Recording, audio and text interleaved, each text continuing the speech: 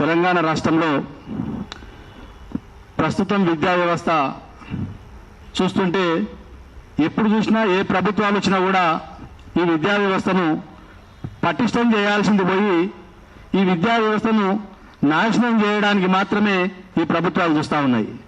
ఎందుకు ప్రతి సంవత్సరం కూడా బడ్జెట్లో కేటాయింపులు ఒక విధంగా ఉంటున్నాయి, ఖర్చు చేసేటటువంటి విధానంకి వచ్చే వరకు ఈ ప్రభుత్వాలు ముందు వరుసలో ప్రాజెక్టుల పేర్ల మీద, వేరే ఇతరత్ర పేర్ల మీద, కమిషన్ల పేర్ల మీద బడ్జెట్ రిలీజ్ చేసుకుంటూ, కానీ భారత పౌరులైనటువంటి విద్యార్థుల చదువుల మీద, ఈ విద్యార్థులు చదువుకుంటే రేపు దేశ భవిష్యత్తులో ఉపయోగపడతారని చెప్పి చూడకుండా మరి ఏదైతే కాంట్రాక్టర్లు ఎవరైతున్నారో ప్రభుత్వంలో ఉన్న మంత్రులు ఎమ్మెల్యేలే కాంట్రాక్ట్లు అయి బిల్లులు మంజూరు చేసుకొని పోతుంటే ఈరోజు విద్యా వ్యవస్థ ఏ విధంగా కావాలని చెప్పి ఈరోజు రాష్ట్ర ప్రభుత్వాన్ని ప్రశ్నిస్తా ఉన్నాం.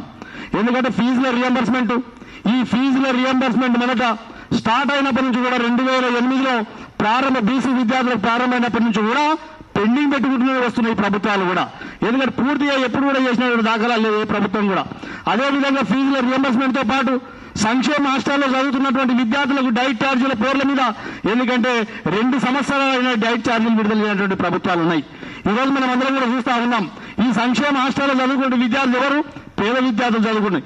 ఈ పేద విద్యార్థులకు నెలకు ఇచ్చేటటువంటి 2100 రూపాయలు పేద విద్యార్థులకు హాస్టల్లో మరి డైట్ ఛార్జీలు పేర్లు ఇస్తున్న ప్రభుత్వం 2100 రూపాయల్లో ఈరోజు తిరగలుగుతాం ఒక నెల రోజులు ఒక విద్యార్థి. అంటే ఖైదీల్లో ఉన్నటువంటి ఎవరైతే కర్మాగారాల్లో ఖైదీలు ఉన్నటువంటి ఖైదీలు ఉన్నారో ఆ ఖైదీలకు డబల్ పేరు మీద ఏదైతే 2100 పేరు మీద ప్రభుత్వం విద్యార్థికి ఇస్తుందో అంతకంటే డబల్ పేరు మీద మరి ఖైదీలకు మంజూరు చేస్తున్నటువంటి ప్రభుత్వం సంక్షేమ హాస్టల్లో ఉన్నటువంటి విద్యార్థులకు నెలకు 2100 రూపాయలు ఇవ్వడం అంటే సిగ్గు చేయలేనటువంటిది. ప్రభుత్వాలు ఇప్పటికైనా కళ్ళు తెరవాలి. విద్యా వ్యవస్థ మీద విద్యార్థులు చదువుకుంటేనే రేపు దేశ భవిష్యత్తు ఉంటుంది, వారి కుటుంబాలు బాగుపడతాయి. కానీ ఈ కుటుంబాలు బాగుపడకుండా ప్రభుత్వాలు ఎవరైనా కూడా వారు ఇష్టం వచ్చినట్టు చేస్తా ఉన్నాయి.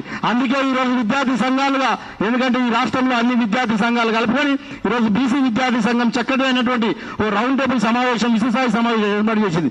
ఈ సమావేశాన్ని ఆసరగా చేసుకొని మనం అందరం కూడా, ఎందుకంటే ఇప్పుడే మన అఖిలపక్ష నాయకులు చెప్పారు గవర్నర్ కలవాలని, సిఎస్ కలవాలి, కలుద్దాం అందరూ కూడా కలిసి ఈ రాష్ట్రంలో విద్యా సంస్థల బంద్కు అవసరమైతే రాష్ట్ర బంద్ కూడా పిలిపించి ఈ రాష్ట్రంలో పెండింగ్ లో ఉన్నటువంటి ఫీజుల రియంబర్స్మెంట్ విడుదల చేసే వరకు కూడా మనమందరం కూడా నిలబడవద్దు. ఈ ప్రభుత్వాల మీద పోరాటం చేయకపోతే సాధించినటువంటి ఫీజుల రియంబర్స్మెంట్ ను కన్మరుగా చేసేటువంటి పరిస్థితి ఏర్పడ్డది. అందుకే ఈ రాష్ట్రంలో సంక్షేమ హాస్టళ్లు, ఈ పేద నిర్వహణ సంక్షేమ హాస్టళ్లు నెట్ ఛార్జీలను 2100 నుంచి 4000 రూపాయలకు పెంచుకునే విధంగా కూడా మనం పోరాటం చేయాలి విద్యార్థి సంఘాలుగా. అదే సందర్భంగా ఎందుకంటే ఈరోజు ఫీజుల రియంబర్స్మెంట్ పేరు మీద అనేకమైనటువంటి ఈరోజు కాలేజీలు మూతపడిన పరిస్థితి మనం అందరం కూడా చూస్తాం.